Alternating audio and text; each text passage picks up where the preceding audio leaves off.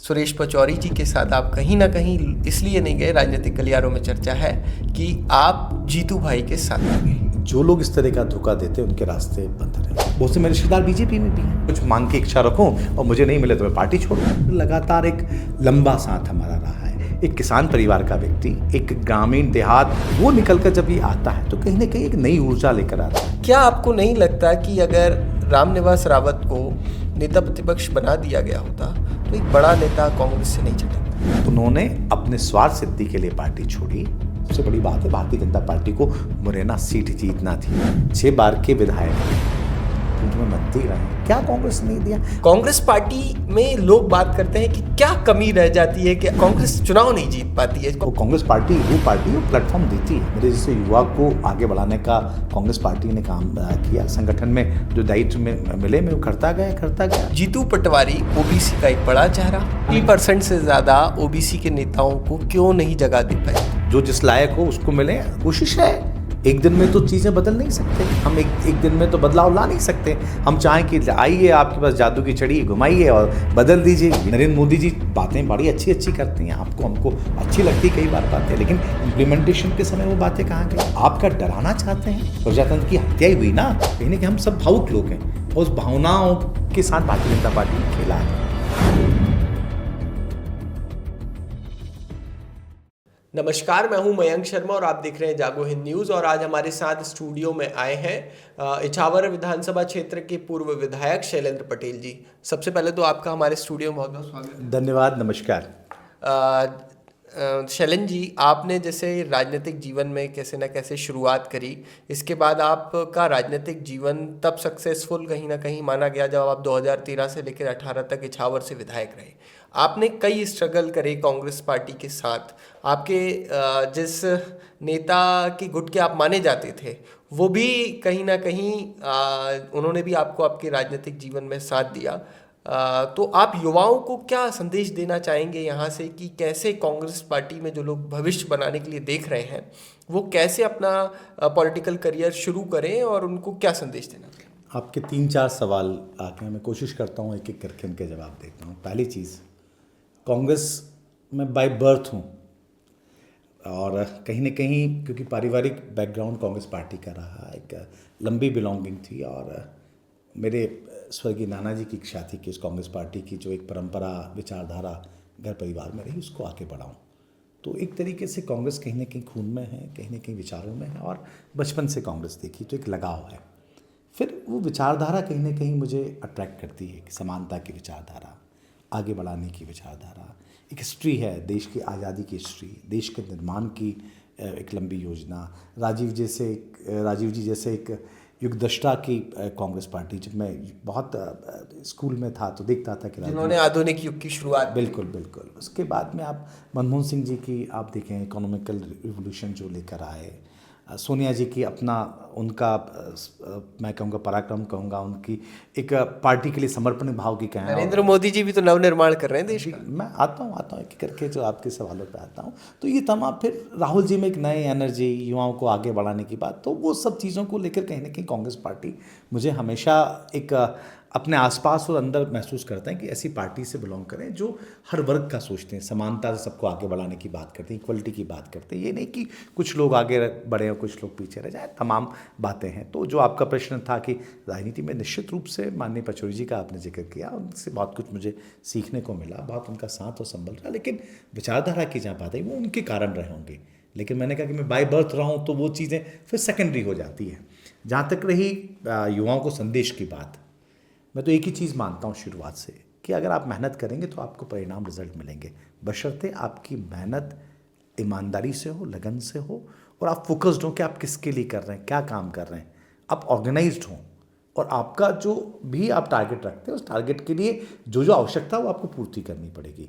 मैं ये नहीं कहना चाहता कि लोग जो असफल हो रहे हैं या नहीं सफलता मिल पा रही उनकी मेहनत में कमी होगी, लेकिन आप देखें कि आप क्या चाहते हैं और क्या उस जो चाहते हैं उसमें आप फिट हो पा रहे हैं कि नहीं हो पा रहे हैं, वो भी तो देखना होगा कि आप उसके लायक हैं या नहीं हैं। पहले लायक बने और लायक बनने के बाद मेहनत करें। आप लायक और मेहनत करेंगे तो निश्चित रूप से आपको सफलता मिलेगी। और कांग्रेस पार्टी वो प्लेटफॉर्म देती है मेरे जैसे युवा को आगे बढ़ाने का कांग्रेस पार्टी ने काम किया। संगठन में जो दायित्व में मिले मैं वो करता गया। 2013 की टिकट मिली। कांग्रेस में लोग कहते हैं कि जूते घिस जाते हैं, चप्पल घिस जाती है, लेकिन मुझे तो कहीं जाना ही नहीं पड़ा। 2013 में युवा कांग्रेस में काम कर रहा था। पार्टी ने, यूथ कांग्रेस ने और पार्टी ने टिकट दिया। इछावर जैसी विधानसभा से चुनाव लड़ने का मौका दिया, चुनाव जीते और 2019 में लोकसभा का टिकट दिया। मैं कहीं मांगने नहीं गया।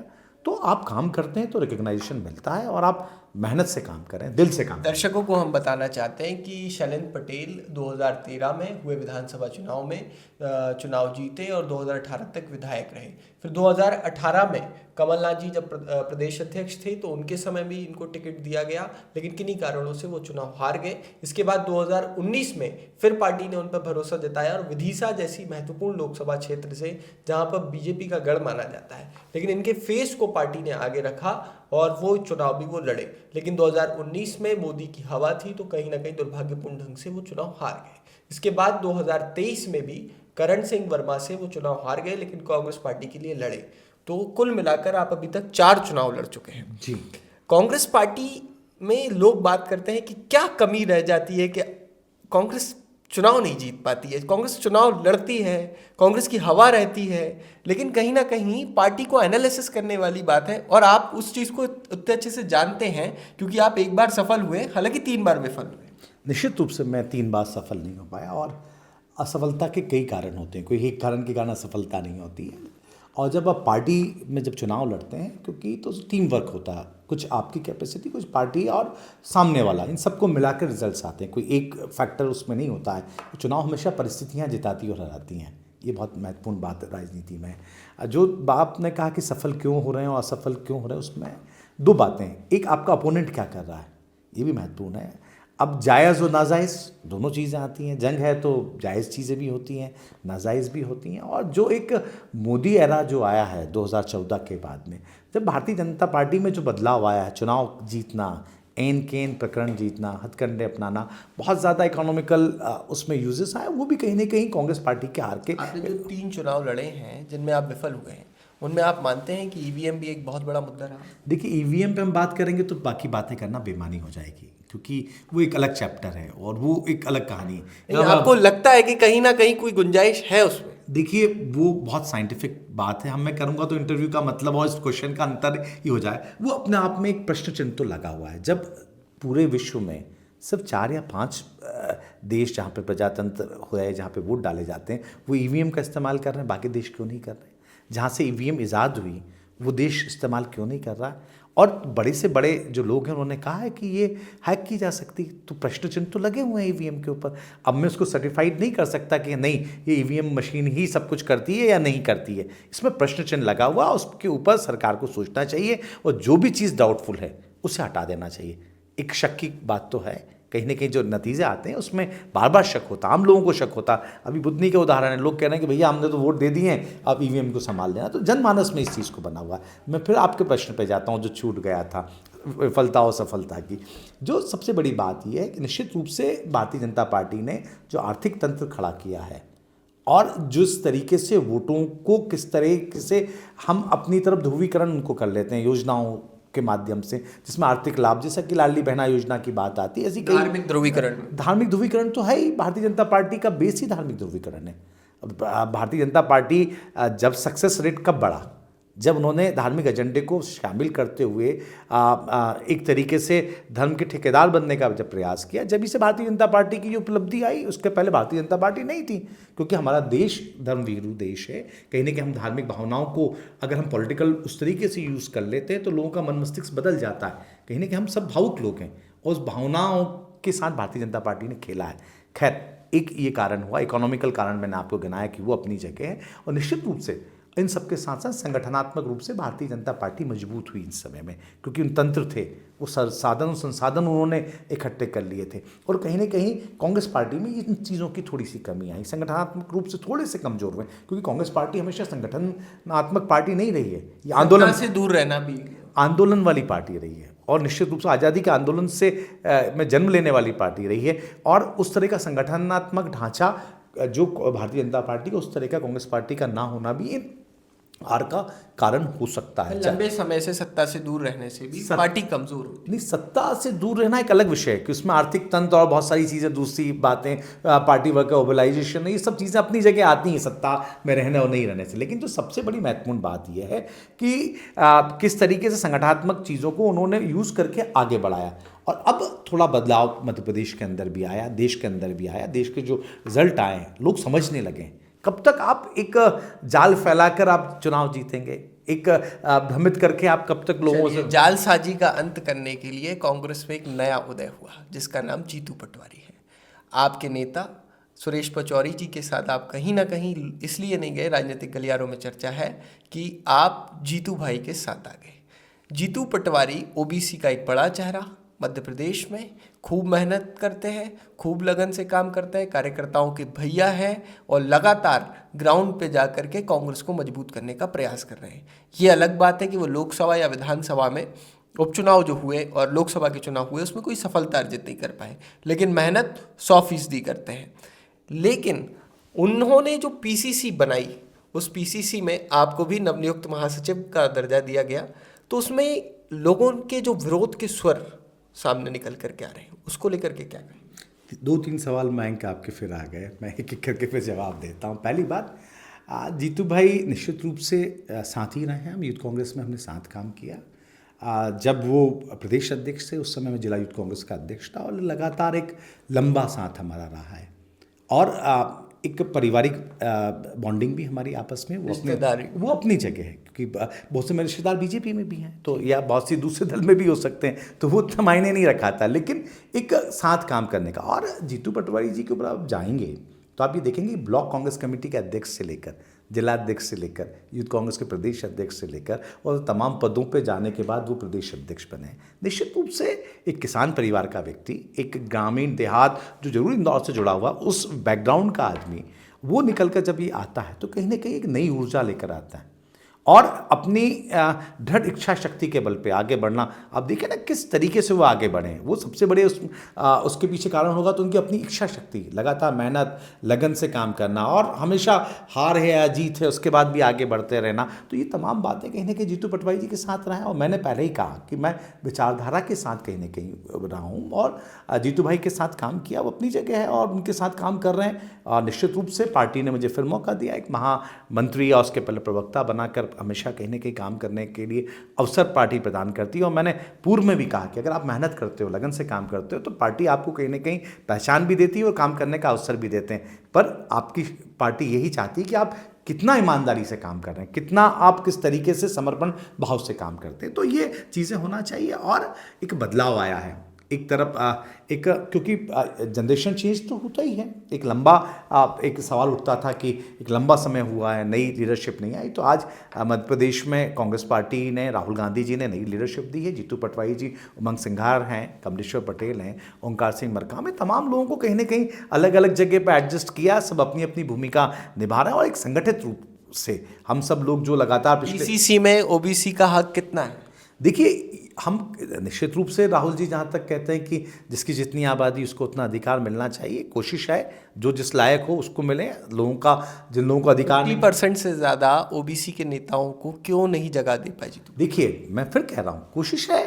एक दिन में तो चीज़ें बदल नहीं सकते हम, एक दिन में तो बदलाव ला नहीं सकते। हम चाहें कि आइए आपके पास जादू की छड़ी घुमाइए और बदल दीजिए, ये तो संभव किसी से भी नहीं हो सकता। जहाँ जिस लायक जो व्यक्ति था, काबिल से काबिल लोगों को लेने का प्रयास किया। और जहां आपका प्रश्न मैं फिर बोलूँगा, आपने पूछा था कि विरोध का स्वर, आपको मैं बताऊंगा, जवाब दूंगा आपके हर प्रश्न का। तो देखिए, कहीं ना कहीं कुछ होता है तो निश्चित रूप से असंतोष होता है। हर आदमी चाहता है कि मैं उस लायक हूँ। और बड़ा जो परिवार है तो थोड़ा बहुत है, उन स्वर को देखे कितना कम था, कहीं कुछ इस तरह की नहीं आई। 2-4 लोगों की बातें आई थी, परिवार में बैठ के सबको सुलझा लिया। आप सभी लोग काम कर रहे हैं। जिन लोगों ने कहीं असंतोष व्यक्त किया वो भी अब कार्यक्रमों में आ रहे हैं। तो ये, इसको हम कहीं बहुत ज़्यादा वो नहीं कह सकते कि बहुत भारी असंतोष है या चीज़ें। आज कांग्रेस पार्टी में सबसे बड़ी बात है साथ में मिलकर काम करने की आवश्यकता है। और कोई अवसर बंद नहीं हो गए कि आज पीसीसी बन गई तो अवसर समाप्त है। जो काम करेगा, हो सकता है कल उसे किसी और चीज़ के लिए मौका मिलेगा, कल नहीं मिलेगा परसों मिलेगा। तमाम चीज़ें हैं, मेहनत करना आप जारी रखें, आपको प्रतिफल जरूर मिलेगा। जीतू जी की तो आपने बात कर ली और साथ ही उमंग सिंघार का भी नाम ले दिया। आपकी एक सीट है विजयपुर, जहाँ पे अभी उपचुनाव हुआ है। क्या आपको नहीं लगता कि अगर रामनिवास रावत को नेता प्रतिपक्ष बना दिया गया होता तो एक बड़ा नेता कांग्रेस से नहीं छिटकता? देखिए किस किस को क्या क्या नहीं मिला। अगर हम रामनिवास रावत जी की बात करते हैं, कार्यकारी अध्यक्ष थे मध्य प्रदेश कांग्रेस कमेटी के जीतू पटवारी जी के साथ, हम ये क्यों भूल जाते हैं कि वो उस जगह थी। नेता प्रतिपक्ष के लिए लॉबिंग कर रहे थे। मेरी बात सुनिए, 6 बार के विधायक रहे हैं, पूर्व में मंत्री रहे हैं, क्या कांग्रेस ने नहीं दिया? अब तो ये हो जाएगा कि मैं कुछ मांग की इच्छा रखूं और मुझे नहीं मिले तो मैं पार्टी छोड़ दूं। गलत बात है। बात यह है कि उन्होंने अपने स्वार्थ सिद्धि के लिए पार्टी छोड़ी, कहीं ना कहीं तभी जुबान से सारी बातें आई। क्या उनके पेट्रोल पंपों की हालत हुई थी, क्या उनके धंधे पानी की हालत हुई थी, क्यों वो मंत्री पद के लिए वो गए, ये तमाम चीज़ें। और सबसे बड़ी बात है, भारतीय जनता पार्टी को मुरैना सीट जीतना थी, इसलिए रामनिवास रावत जी गए। ये पद की बात नहीं है, अंदर कहानी कुछ और है, हाथी के दांत दिखाने के और खाने के और। इसके पीछे का चाणक्य कौन था? देखिए चाणक्य ही तो भारतीय जनता पार्टी का अपने काम है। उनने तो विजयपुर में जो हिंसा हुई लगातार उपचुनाव में, आप चूंकि बुधनी भी देख रहे थे तो आपने बुधनी में बहुत अच्छा काम किया। हम लोगों ने यहाँ पे देख रहे हैं विजुअल्स भी, हम लोग आप दिखाना चाहेंगे कि आपने बहुत अच्छा काम किया और बुधनी में भी बहुत बढ़िया तरीके से कांग्रेस पार्टी चुनाव लड़ी, विजयपुर में भी अच्छी लड़ी। देखिए विजयपुर में क्योंकि भारतीय जनता पार्टी और उनके जो चुनाव लड़ रहे कैंडिडेट, उनको जब लगा कि हमें जो आदिवासी वोट है वो कांग्रेस को मिल रहे हैं, तो उनको रोकने के लिए हिंसाएं की, उनको डराने का काम किया, धमकाने का काम किया। तो ये कैसा प्रजातंत्र भारतीय जनता पार्टी चाह रही है? नरेंद्र मोदी जी बातें बड़ी अच्छी अच्छी करती हैं, आपको हमको अच्छी लगती है कई बार बातें, लेकिन इम्प्लीमेंटेशन के समय वो बातें कहाँ गई? आप क्या डराना चाहते हैं? प्रजातंत्र की हत्या ही हुई ना अगर लोगों को वोट देने के लिए वंचित करेंगे। आप पर्चियां विशेष वर्ग तक नहीं पहुंचाएंगे, आप चुनाव के पहले पास की राज्य से डाकू आएंगे और गोलीबारी करके चले जाएंगे। ये कौन सी राजनीति हुई? एक जो कैंडिडेट के परिवार के लोग अगर चुनाव में इन्वॉल्व होंगे सीधे तौर पे, कंप्लेंट के बाद इलेक्शन कमीशन से वो चीज़ें नहीं निकल कर आएंगी, या जो एक तरीके से मूक दर्शक जैसा काम करेंगे। बुधनी की आपने बात कही, बुधनी में हम तो विजुअल्स दिए थे कि मोर देन 5 पीपल वो वहाँ पे थे नॉमिनेशन फॉर्म जमा कराते टाइम। क्या कार्रवाई करी? उनका रथ नॉमिनेशन टाइम पे अंदर चला गया था एसडीएम, सारे फुटेज थे, आज तक कोई कार्रवाई नहीं करी। कितनी कार्रवाइयों शिकायतों के ऊपर हुई? तो क्या ये फेयर इलेक्शन हो रहे हैं? लेकिन उसके बाद में भी मैं एक बात मानता हूँ कि जनता जनार्दन जब साथ हो जाती है तो ये बेईमानियाँ, ये एक तरीके से चुनाव में आप कहीं ना कहीं वोटों को ट्रांसफ़र करने का प्रयास, ये भी फेल हो जाते हैं। जब घड़ा भराता है तो पानी बाहर निकलने लगता है। तो जनता का सब्र का घड़ा भराने वाला है, क्योंकि जो वादे किए थे वो तो पूरे नहीं हुए ना। इन सब के अलावा गेहूँ 27 रुपये कुंटल खरीदने की बात करी थी, नहीं खरीदा गया। धान 31 रुपये कुंटल खरीदने की बात थी, नहीं खरीदा गया। लाडली बहना को 3000 रुपये देने की बात की, नहीं दी गई। तो ये तमाम बातें आज जनता देख रही है। रोजगार का क्या हाल हो रहा है? आज युवा बेरोजगार घूम रहे हैं। 2 करोड़ नौकरी देने वाले की बात करने में आज कोई सवाल ही नहीं उठता, क्योंकि आज कुछ और मुद्दों पे आ जाते हैं। चुनाव आते हैं तो हम उनको कभी किस रंग में दे दिए जाते हैं। हम तो सब चुनाव जीतना चाहते हैं, देश का भविष्य कहाँ जा रहा है इस और चिंता नहीं है। आपने बहुत अच्छी बात करी कि देश का भविष्य किस ओर जा रहा है। आपने जिस प्रकार से कहा कि मैं कांग्रेस की विचारधारा के परिवार से आता हूँ, एक उदाहरण बताना चाहूँगा, मैं आपको ले जाना चाहूँगा 2023 में। मध्य प्रदेश के पूर्व मुख्यमंत्री और भाजपा के वरिष्ठ बड़े नेता रहे जोशी जी के बेटे दीपक जोशी जब भारतीय जनता पार्टी छोड़कर कांग्रेस पार्टी में आए और कांग्रेस के स्थानीय कार्यकर्ताओं को नज़रअंदाज करते हुए खातेगांव विधानसभा से उनको टिकट दिया। टिकट देने के बाद जनाब टिक नहीं पाए 6 महीने भी और भाजपा में चले गए। जीतू भैया की पॉलिसी क्या ऐसी है कि जो कांग्रेस के स्थानीय नेता और कार्यकर्ता हैं उनको हम पहले प्राथमिकता देंगे, ना कि दल बदलू नेताओं को? देखिए जीतू पटवारी जी ने एक प्रेस में कहा था, जहाँ तक मुझे याद आता है, कि जो लोग इस तरह का धोखा देते हैं उनके रास्ते बंद रहेंगे। हम ऐसे लोगों को जो धोखा देते हैं उनके लिए रास्ते कांग्रेस में बंद रहेंगे, नंबर 1। नंबर 2, अभी तक आपने देखा होगा, चाहे विजयपुर की बात हो चाहे बुधनी की बात हो, जो कैंडिडेटशिप हमारे नीचे से जो आवाज़ आएगी हम उसको आगे बढ़ाने का प्रयास करेंगे। मध्य प्रदेश कांग्रेस कमेटी, AICC और राहुल गांधी उनको बढ़ाने का प्रयास कर रहे हैं कि जो जनता की पसंद है। और निश्चित रूप से जो कार्यकर्ताओं की बात सुनी जाए तो कार्यकर्ता जिनको कहेंगे उनको हम प्रयास करेंगे कि वो लोग पार्टी में का फेस बने, चुनाव लड़ें। तो तमाम बातें हैं। दल बदलुओं की जहाँ तक बात है, भारतीय जनता पार्टी तो बहुत बड़ा उदाहरण है। दीपक जोशी जी आए चले गए, अब उनने क्या सोचा क्या नहीं सोचा उस और मैं नहीं जानना चाहता, लेकिन निश्चित रूप से आज भी कांग्रेस पार्टी ने, आपने देखा होगा कि इन तमाम बातों के बाद चुनाव किस तरीके से दोनों जगह लड़ा और किस तरीके से दीपक जोशी जी के तो दरवाजे बंद थे, लेकिन बुधनी चुनाव के पहले दरवाजे क्यों खोले गए कि उनके पास ईमान धर्म नहीं है, कोई उस तरह की बातें नहीं है कि आप किस चीज़ में चलें। वो तो वॉशिंग मशीन ऐसी है कि ज़बरदस्त है, जो भी आए ले लो, मौका पे जिसको करना आप कर दो, तो वो तमाम बातें हैं। लेकिन कांग्रेस पार्टी आइडियोलॉजी को आगे बढ़ाने की बात करती, लंबे समय तक विपक्ष में रहने के बाद में भी आप कहीं आइडियोलॉजी पे कांग्रेस पार्टी ने समझौता नहीं किया। आप देखें कहीं ऐसा करते देखे हों तो। बहुत बहुत धन्यवाद। हम आप मंगल कामना करते हैं कि 2028 में आप परिसीमन के बाद जो भी सीट आप चुनेंगे उससे आप विधायक बने और आगे आने वाली जो भी सरकार रहे उसमें अपनी महत्वपूर्ण भूमिका निभाएं। धन्यवाद आपकी शुभकामनाओं के लिए। अभी कांग्रेस पार्टी अच्छा करे, मजबूती से काम करे और हम सब लोग मिलकर हमारा देश और प्रदेश अच्छा बनाएं, इस और हम सब लोग फोकस कर रहे हैं।